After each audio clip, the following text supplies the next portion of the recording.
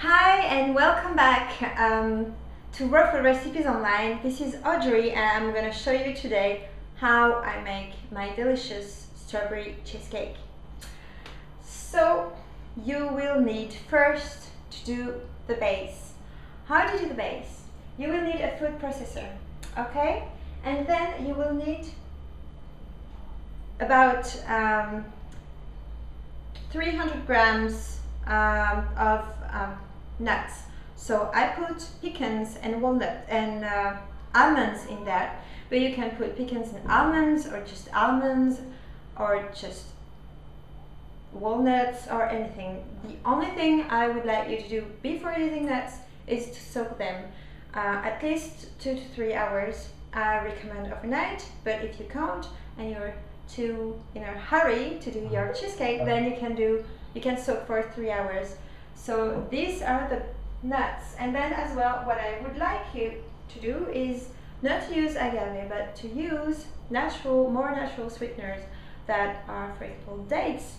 The dates, I soaked them as well for overnight, same.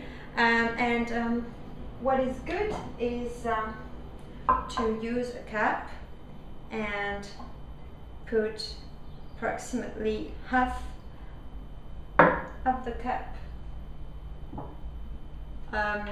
from dates so that it can stick together. And then what you need as well is cinnamon.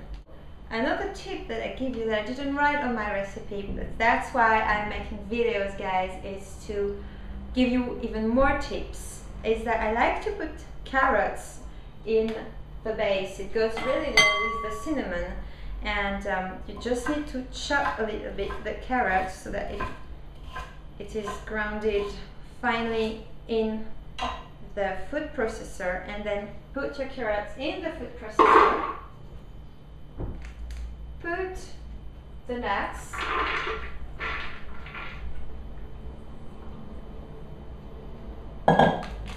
and the dates,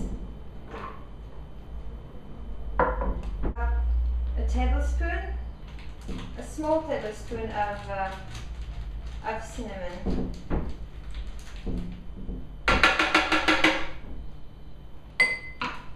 and then we're gonna blend.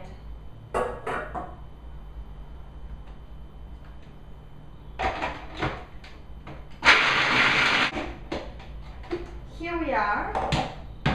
You need the base to be a little bit sticky, and then you need to take a mold and put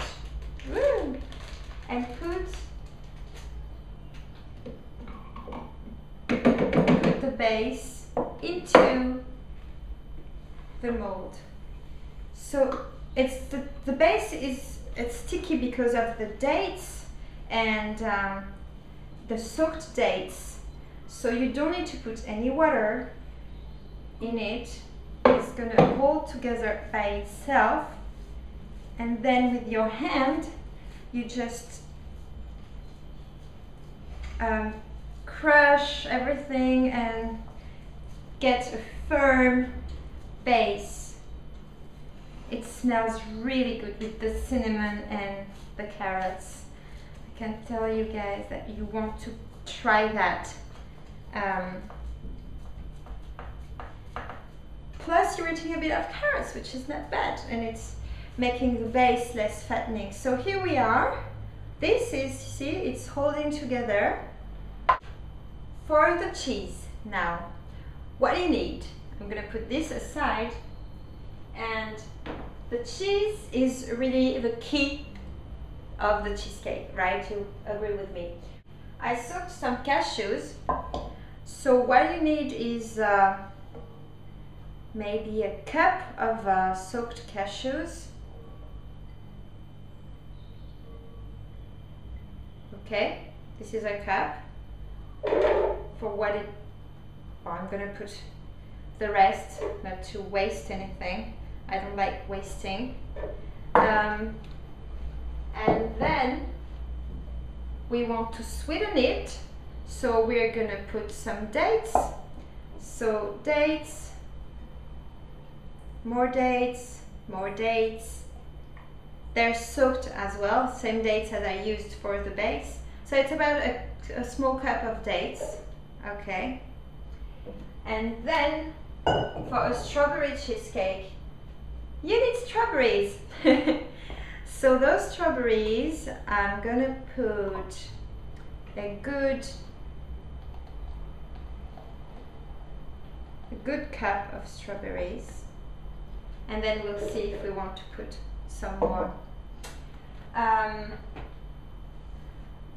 like to put a little bit of vanilla as well. So I take a tablespoon and I'm going to put a small tablespoon of vanilla. It gives a nice sweet taste. And then this is the agar-agar. So what I did is that I put some water, warm water, not warmer than 40 degrees, you know, and then I put the flakes in it and I let that soak for about half an hour, and then I use this as my water to, you know, put in there in my blender, and then I add more water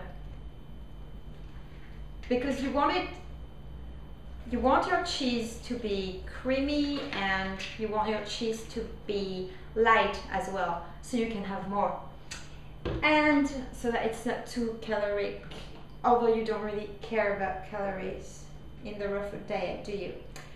And then you're gonna blend. Here we go. Let's see the result. It smells delicious. Just taste it, because if you're a cook and you don't taste what you're preparing, then you may give your guests a bad surprise sometime, right?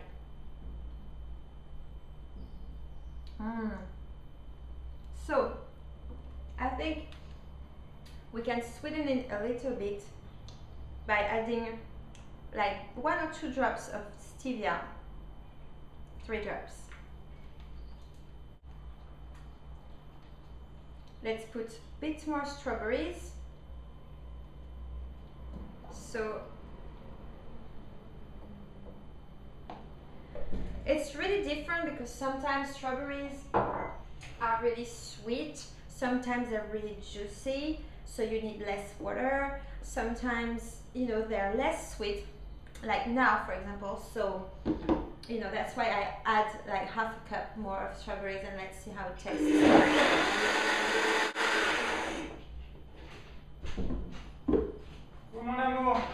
Oh, this is Matt.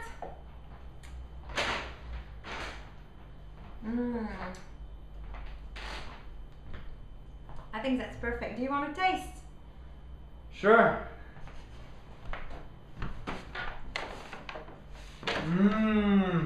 Wow. So I think we can pour that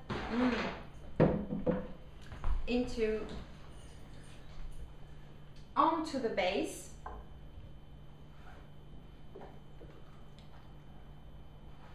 So this is really easy, guys, I promise you.